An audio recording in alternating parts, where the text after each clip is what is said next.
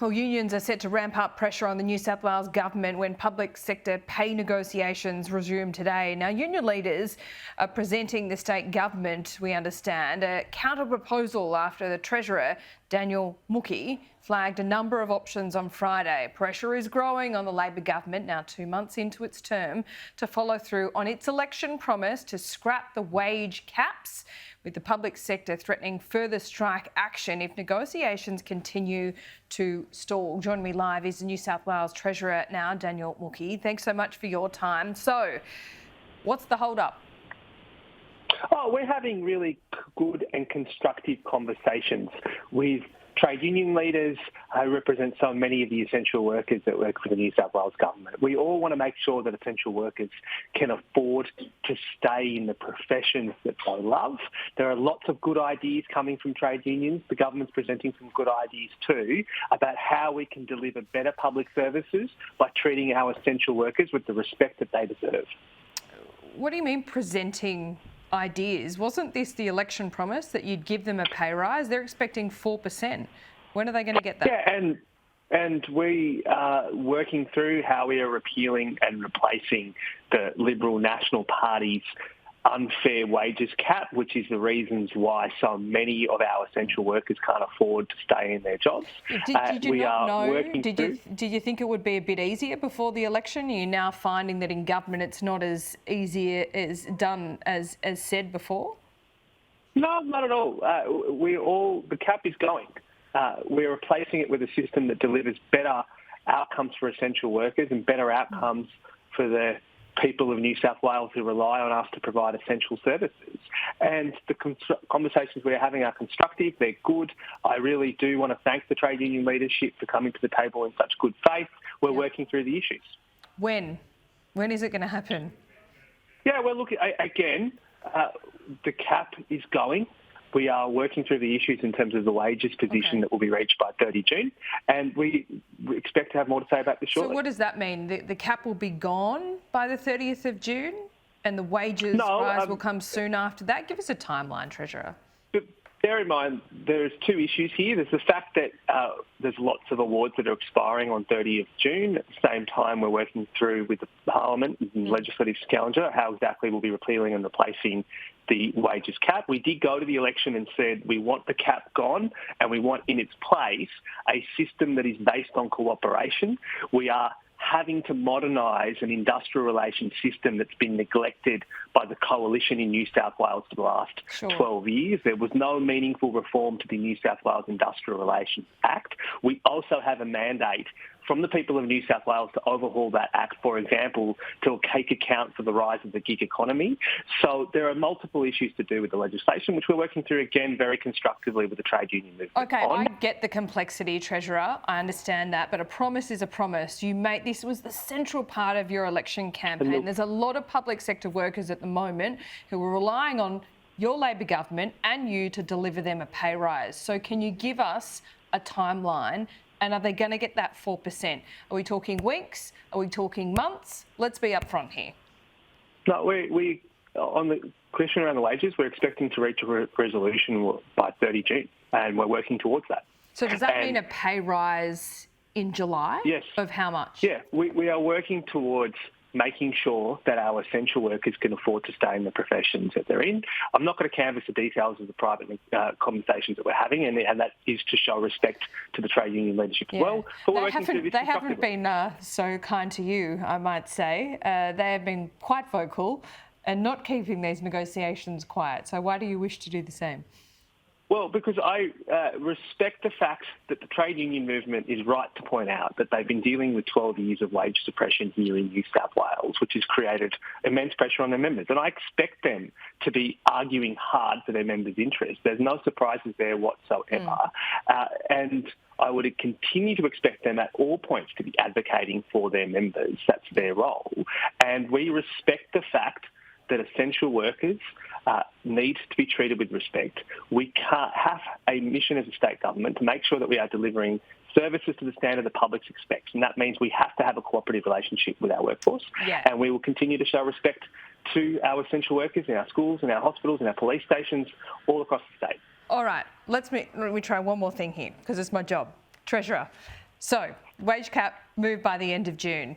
Pay rise in July by at least 4%. Let me call you off there, Laura. We're working through the repeal and replace on the wages cap, the legislative changes that need to be made, and we're working towards a solution on the awards that are expiring on 30 June. The two slightly issues, they're not necessarily should be conflated with each other. Fair enough. So by the end of the year then, well and truly, will we see that wages cap removed, and will most public servants be getting a pay rise?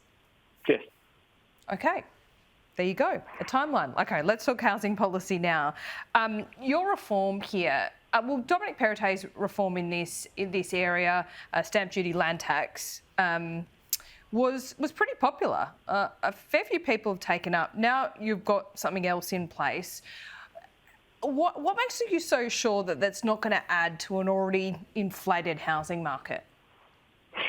So we took a clear policy to the election. We got a mandate to take more first home buyers out of the tax system altogether rather than saddle them with a land tax that could last forever. It goes up as property prices go up. We're delivering on our election commitment to ensure that more first home buyers are paying no tax instead of a land tax. As for the question around whether or not it's going to have an impact on property prices, the advice that we've been given is that the impact from both schemes is roughly the same, and it's not particularly significant. The big driver of property prices decline will be us constructing more homes for people to live in. We are inheriting the lowest rate of housing completions in a decade. We have to get more houses built if we're going to take pressure off property prices growth in the long term. Okay, so if it's supply and it's all down to the states here, what land are you selling off to developers? Is that how it's we've made it here? clear that we've actually taken steps to suspend the sale of public lands to private, for the very simple reason that we want to make sure that at least 30% of surplus government land is set aside for social, affordable and diverse housing use. We've seen how in other cities around the world, in places like New York, places like London, the introduction of that policy does lead to the growth of social and affordable and diverse housing use. Our land is precious. You can only sell it once. We want to make sure that we're using the public's land to create more housing options for the public to buy as one part of our strategy to bring housing prices down and to make sure people can afford to put a roof over their head. Okay, so you've invoked London and New York there. What makes you think that Sydney-siders want to live in London and New York? Isn't the beauty of Sydney that it's nothing like either of those two cities? Well, I think that what we want to make sure across all of New South Wales, and it's not just Sydney, that people have enough choices in the housing offer that the market is producing. And there's certainly the case that there are homes that are available for Sydney in accordance with the ways in which we've traditionally had the quarter-acre blocks. But it's undoubtedly the case that people do want more diverse housing choices, and we have to do development well, we have to do density well as we go about this reform. And holding on to public trust through that, I accept it's difficult. But ultimately, if we want our kids and our grandkids to be able to afford to live in this state, we are going to have a conversation around what exactly is the right housing mix. And that's the policy we took to the election, and that's what we're intending to do now that we're in office. Yeah, the policy you took to election didn't actually identify where you're going to do this, though. So do you have a better idea of that? Well, part of you're right, Laura, to point out the fact that the previous government did not take steps at all to map where exactly is public land.